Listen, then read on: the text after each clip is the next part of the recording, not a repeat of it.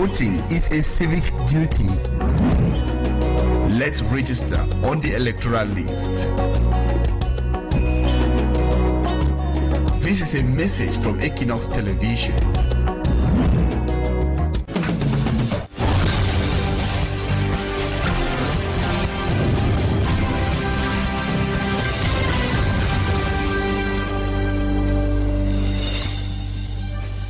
Six p.m. in the Kupe Maningo Division, the southwest region of Cameroon. Same time right here in Akwaya.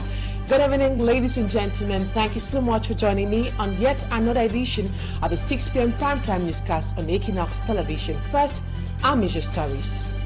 Amnesty International calls on the government of Cameroon to stop what they qualify as the misuse of the justice system. Reacting to the summon of human rights defender Barrister Liscom, the organ says the 3-month suspension of REDAC and 3 other civil society organizations is contrary to the country's international human rights obligation to ensure the rights to freedom of expression and association. Away from that, Honorable Cabral Libi, president of the Cameroon Party for National Reconciliation, frowns at the youths of Cameroon for failing to take up their constitutional rights and impose their desired change in their country. He expresses anger over the fact that young Cameroonians between the ages of 20 and 35 years are failing to massively enroll on the electoral registrar. Those are major stories coming up at the updates.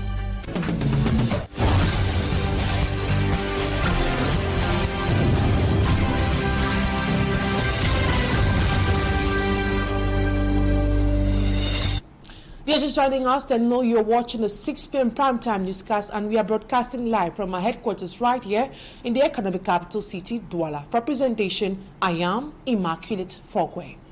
Reactions continue to rise over the suspension of REDAC and other human rights organizations in the country. Amnesty International, in a recent statement dated January 9, 2025, sees the suspension of Barrister Liscom as a form of intimidation and misuse of the justice system in the country.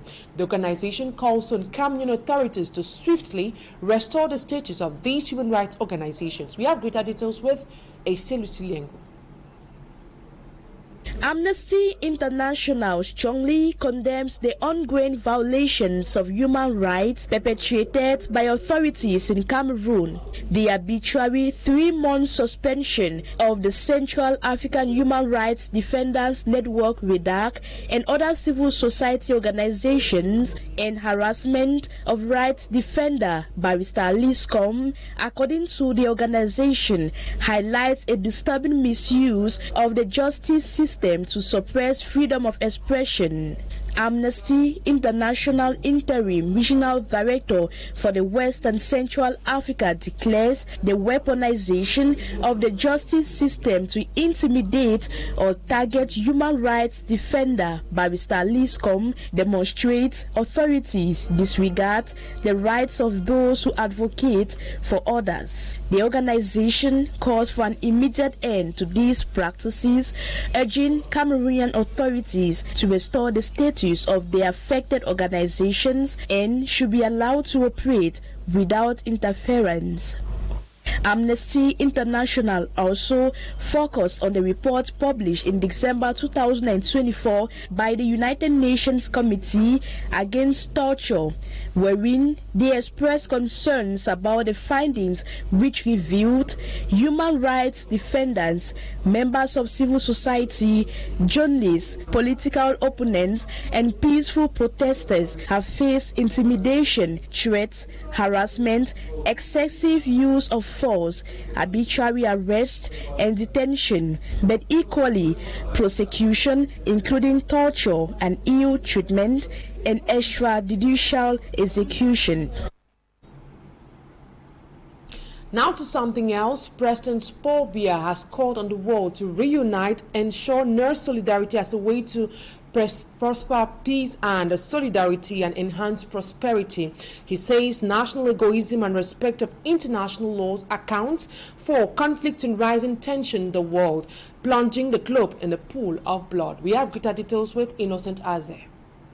In his New Year's speech to members of the diplomatic corps at the Unity Palace, the President of the Republic, Paul Biya, stated that multiple conflicts and tensions in some countries like Ukraine, Gaza, Sudan and others strangulated peace and security in the world in 2024.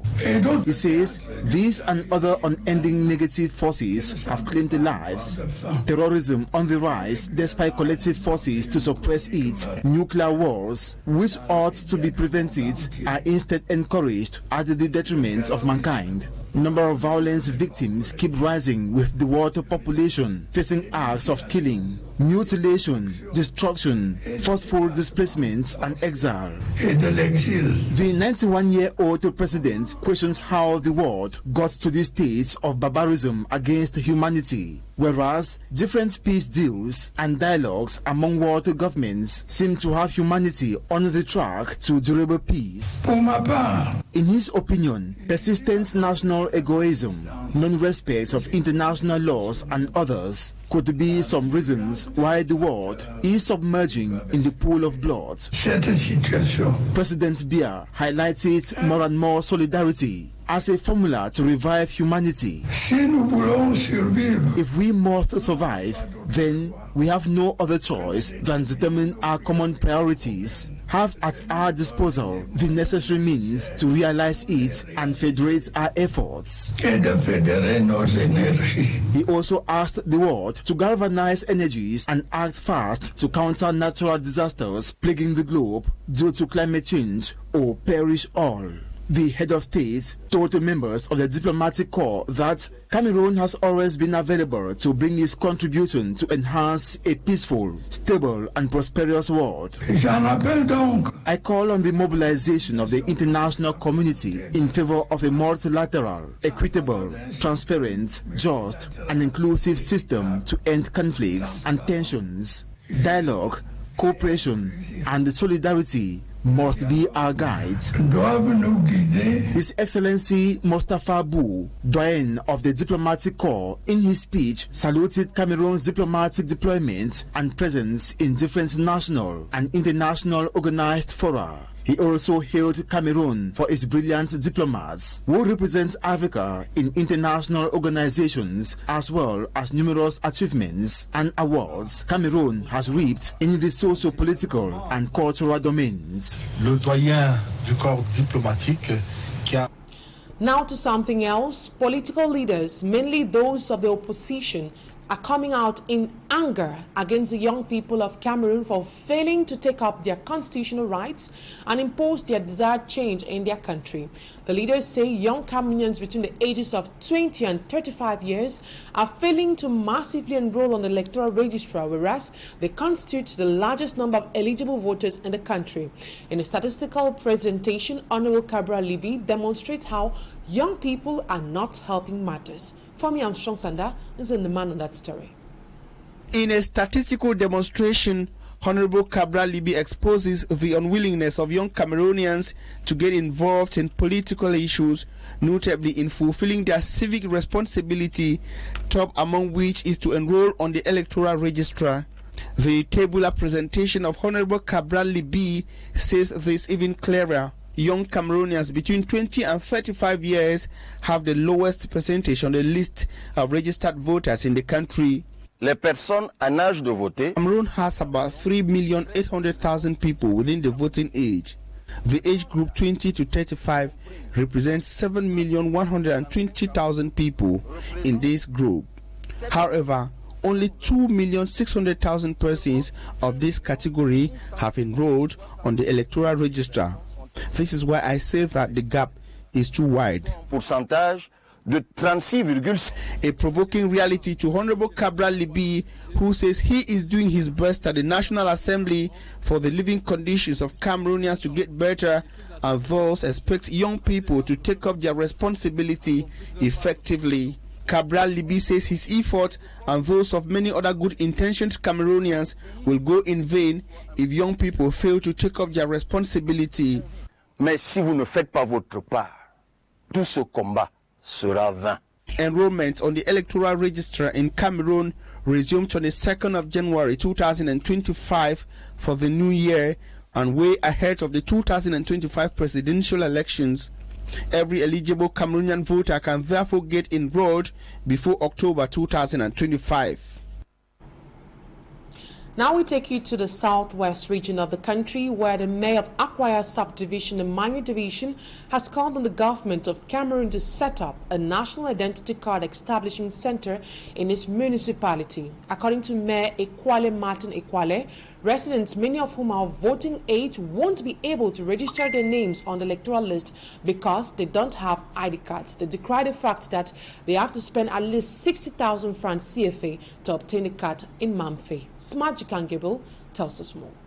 Akwaya subdivision was created in 1963. Since then, up to now, Akwaya has never had an identification center. 62 years counting that the people of Akwaya subdivision are still waiting for an identification post in their locality. The big challenge is that we have a vast population that have turned the age of voting, but have not been able to have their names entered in the electoral register because of the lack of ID cards. We don't have a center. For one to get an identity card, if based in Akwaya, that person must cover a distance of about 150 kilometers on foot. If not financially buoyant, somebody has to trek to Mamfe, covering over 150 kilometers to get to Mamfe, where the center is. And unfortunately, when they get to Mamfe, some of them are mistaken for Nigerians because of their tongue, because the way they speak the English. Because many of these villages, like Oboni, like the Boki area, sharing boundary with Nigerian states, sometimes they are refused with the notion that actually they are Nigerians. For those who can make it, sometimes they can spend up to 60,000 francs CFA or more to get an identity card. For an Akwaya man to come to me for an ID card, it needs at least 60,000 francs. 60,000 francs because it doesn't only involve the transportation. It also involves settlement at the various immigration points through Nigeria. First of all, following the closure of the border, we don't have any other document. Like we are not issued transit passes again, where the Nigerians can say, okay, this person is on transit. So we move, and each time they stop you, the Nigerian immigration sees a Cameroonian. They start extorting from you, and so they should be able to solve this problem by getting us involved to identify the people, or the chiefs of the village to identify them so that they can have the ID cards. For one to get to Akwaya subdivision, there exists no direct route. 62 years counting. The journey is through Ekom via Obodo and Amana villages in Nigeria respectively before taking an untarred route into Akwaya subdivision.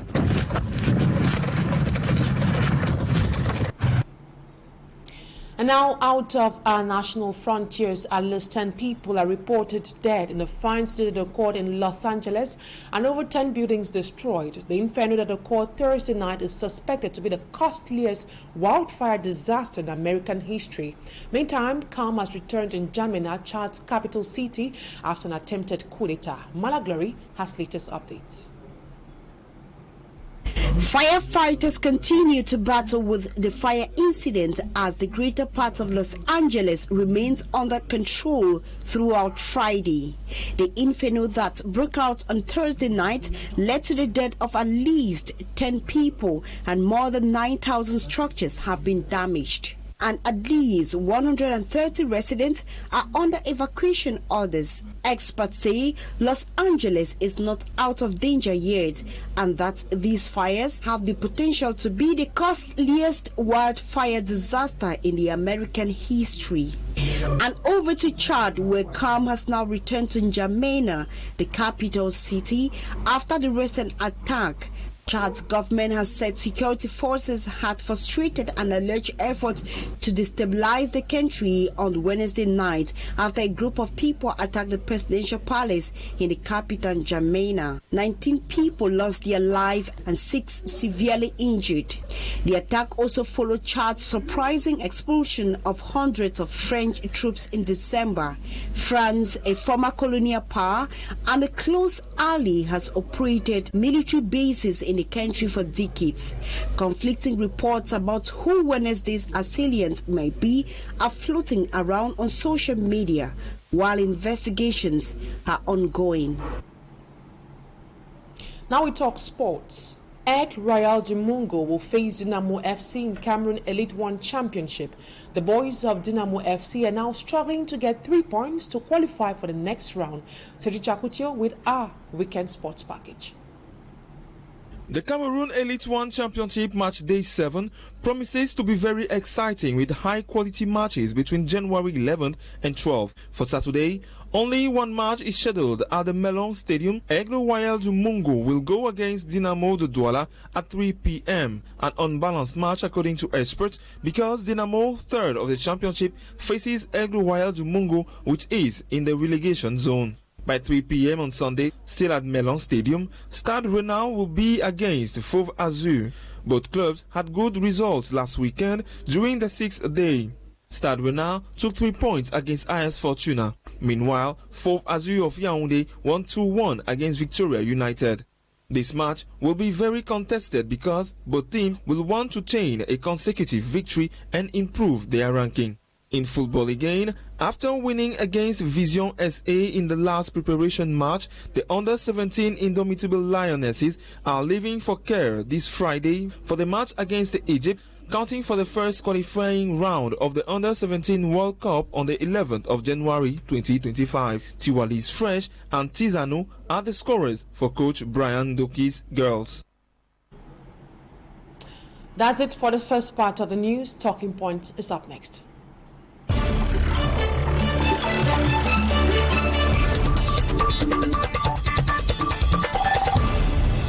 My guest tonight is Robert Kedia. He is a CPDM communicator of the Central Committee. Good evening. It's a pleasure to have you on Talking Point tonight. Greetings to you. Greetings to all Cameroonians. It's a pleasure for me to be here to give my own view with regards to issues happening in our nation. A wave of reactions from bishops of Cameroon have stormed the social media space. These bishops are denouncing embezzlement, corruption, and President Paul Biya's advanced age. They are calling on the president to step aside. Can you tell us what's your reaction to this outing of bishops in Cameroon? We are in democracy, and everyone, including the bishop, have their right to give their own opinion on how the country is being managed. But what I totally disagree with the bishop is the tone of their expression. To even go further, how can a bishop of the Roman Catholic Church says that he prefers a devil to rule over Cameroon? It's unacceptable. Maybe he said it out of anger, and if need be, he should apologize, because invoking the devil to come and rule Cameroon is unchristianic. Maybe if we heard that from other churches, we could have maybe asked question what's going on. But it seems as if everybody is shocked because this is coming from the Roman Catholic Church. Kedia, the bishops of Yagua, or the bishop of Yagua, never said he prefers the devil to rule the country. He rather said even if it's the devil, let him take over and we'll see what next will happen. That means it's a conditional statement. And also, being a bishop doesn't make him a superhuman, because he's equally experiencing the same challenges Cameroonians are facing on a daily basis. Don't you think so? Country has its own difficulties, of course, and Cameroon has its own. Even during the speech of the head of state, he came out clear and he talks about some of our difficulties, which has to do with public roads and the rest. We have our own difficulties, but still that does not guarantee a bishop of the Roman Catholic Church to invoke the spirit of the devil to come and rule over Cameroon. For a bishop to say that he prefers a devil to rule over Cameroon is unchristianic. That's just my view. Yesterday we watched on News Cameroonians struggling to buy bags of rice at the cost of, let's say, 15,000, with some others at the cost of 17,000 in the course of a trade fair that was taking place in Yaoundé. That's to show you that Cameroonians are experiencing hardship, with many unable to meet up with the demands of their families. Don't you think that what Cameroonians are experiencing now is already a tip of how hell will look like?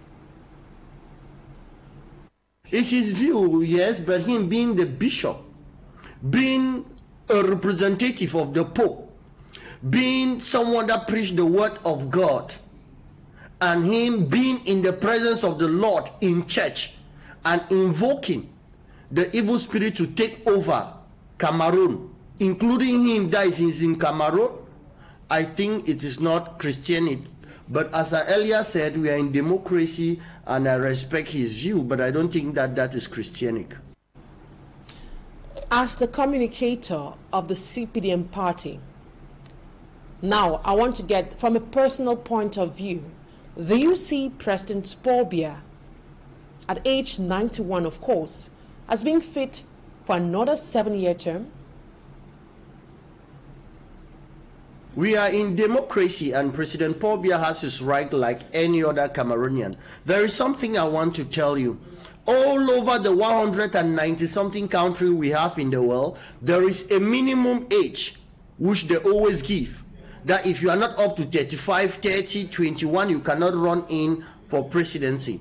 But there is no age which is the maximum that limits someone to run in as a president. I mean, in the world, among the 190-something country, there is no age that says that when you have attained this age, you cannot be candidate. I'm talking that in related to international diplomacy. Coming back to the Constitution of Cameroon, there is no age that says that from 90, from 100, you cannot be a candidate in Cameroon. And with respect to the rules or the laws that govern the CPDM party, President Paul Biya still has his right to go in. However, President Paul Biya have not yet assured or informed Cameroonians if he will be running. As he lastly said, he is concentrating in this his last mandate, and after this his mandate he will decide if he's going back to the village for his retirement or if he will be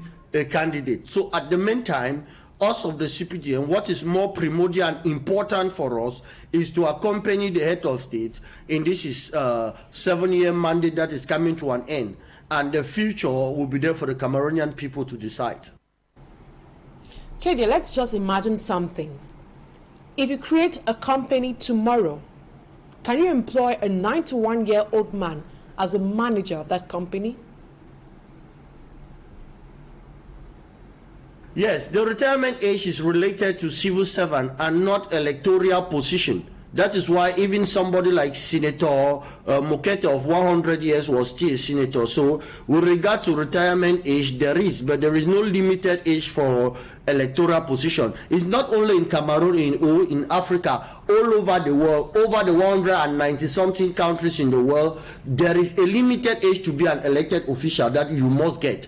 But there is no age above that limits someone to be an electoral, to have an electoral position. There is none in the world. Even in America, people can still go in for election at the age of 100 and something. There is no age that limits someone with regards to the level of being maximum. But at the level of minimum, they can say to be an electoral, to have an electoral position, it should be 19 years, it should be 20 years, it should be 30 years. But there is no age up that is considered to be a maximum, that when you are above that age, you cannot have an electoral position. It is not in the world. In Cameroon, Africa, there is no constitution that states that clearly. You claim age doesn't matter, whereas civil servants in Cameroon retire at the age of 60. That means even the government is aware that at a certain age you need to retire, so because you can't be efficient at that type of age. What should the case? Why should the case of the presidency be different? Now, you should get the context. I will not say that it's within the ruling CPDM party. Minister Manawuda Malachi spoke as a minister and he was talking to his people as an elite. But with Minister Gregoire Owona, he's the Deputy Secretary General of the CPDM ruling party, and he was talking based on that capacity that the president has not yet declared officially his candidacy. At least everybody knows that he will not declare his candidacy in an end of year speech because he has never done that. So he was just talking to the Cameroonian people, and in his speech he was very clear that his main occupation is how he will finish his 7 years mandate. So Manawuda Malachi is a minister, but Mr. Gregoire Owona was talking in his capacity as Assistant Secretary General of the CPDM party.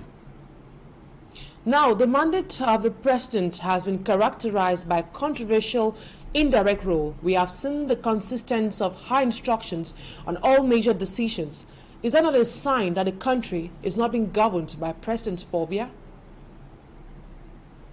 In the entire world, all presidents react or govern through briefing because the president cannot be everywhere. So it's through briefing, and President Paul Biya always gets his information through this briefing.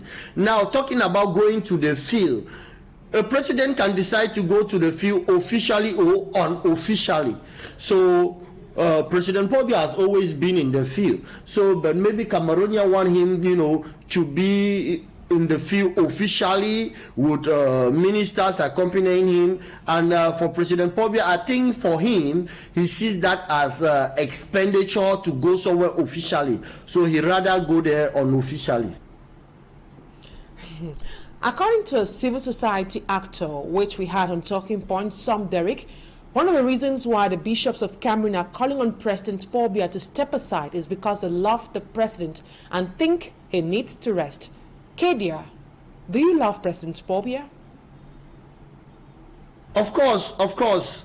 A man that have sacrificed more than 42 years serving the nation, of course, he should be loved and respected by everyone. It is not a day's job to lead a people. And remember, all power on earth and in heaven belongs to God. And the powers with President Paul Biya is from God. And so God is leading him. So we should love him and we should support him. Serving the nation for more than 42 years is not a day's job. We are in democracy, and President Paul Biya has his rights, and his rights should be respected.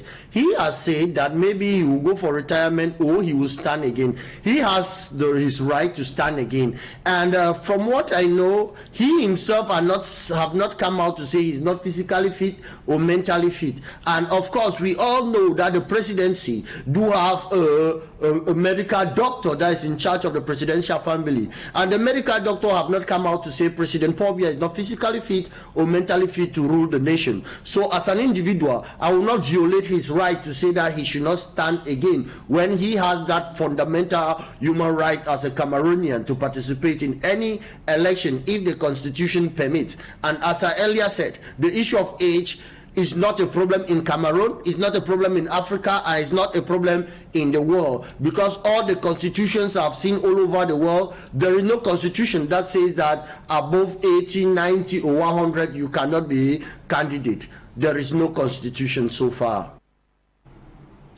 An American institute known as FISH in a recent survey predicted security threats and possible civil war in the country if the head of state stands for re-election. Considering these rising calls from prelates, civil society actors and the academia, is the ruling class not preoccupied with all these happenings? We've always had that rumor. We had it 2011. We have that rumor 2018, where people are always there to give their own opinion. But I would not like to go into detail to talk about such opinion, but rather I will thank the head of state, President Paul Biya, for promoting freedom of speech, freedom of expression, and freedom of movement that guaranteed them now to be able to give their own opinion. But I pray and hope that when we have all this freedom, it should not be abused the way the said organization is abusing it, saying that there will be forecasting unrest, which is not something good an organization should have for a nation. Thank you so much, Robert Kobia, for accepting my invitation tonight.